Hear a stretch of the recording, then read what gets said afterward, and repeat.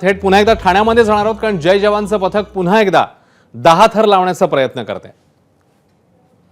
संस्कृतीच्या दहीहंडीमध्ये जय जवानचे पथक पोहोचलेले आहे आणि 10 थर लावण्याचा पुन्हा एकदा हा प्रयत्न.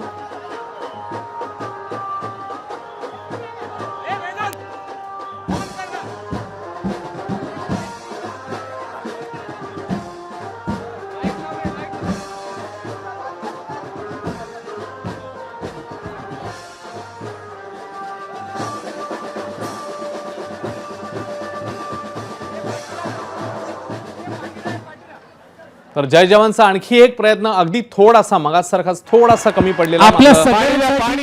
त्यांच्या जिद्दीला, त्यांच्या निग्रहाला दाद द्यायला हवी, कारण प्रत्येक वेळी ते त्याच उत्साहात, त्याच जल्लोषामध्ये, त्याच निर्धाराने पुन्हा एकदा 10 थर लावण्याचा प्रयत्न करतायत.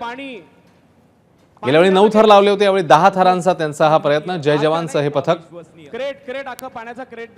आणि पुन्हा एकदा या प्रयत्नाला थोडीशी हुलकावणी मिळाली, मात्र त्यांचा निर्धार हा नक्कीच वाखाणण्याजोगा आहे.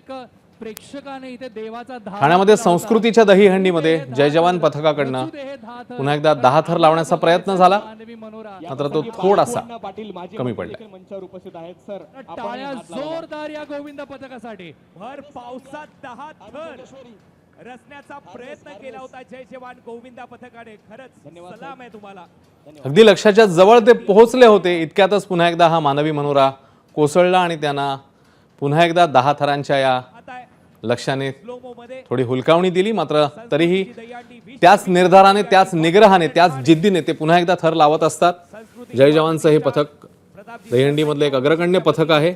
नेहमी वेगवेगळे विक्रम करण्याच्या दृष्टीने आघाडीवर असतं आणि त्याच पथकाचा हा आणखी एक प्रयत्न आता बघायला मिळाला. विक्रम मोडीत काढणारं गोविंदा पथक म्हणजे जय जवान गोविंदा पथक, आणि त्यांनी 10 थरांचा प्रयत्न परत एक वेळा याच संस्कृतीच्या दहीहंडीमध्ये केला.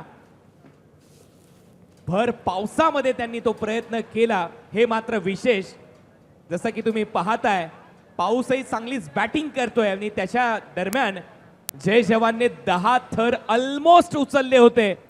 4 एक्के उचलण्याचा प्रयत्नही झाला आणि नंतर पावसाने जास्त वेग धरला, जोर धरला आणि तो ऍक्शन रिप्ले, हे थरारक दृश्य आहे.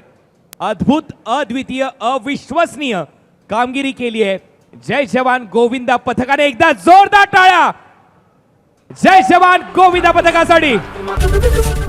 एबीपी माझा, उघडा डोळे बघा नीट.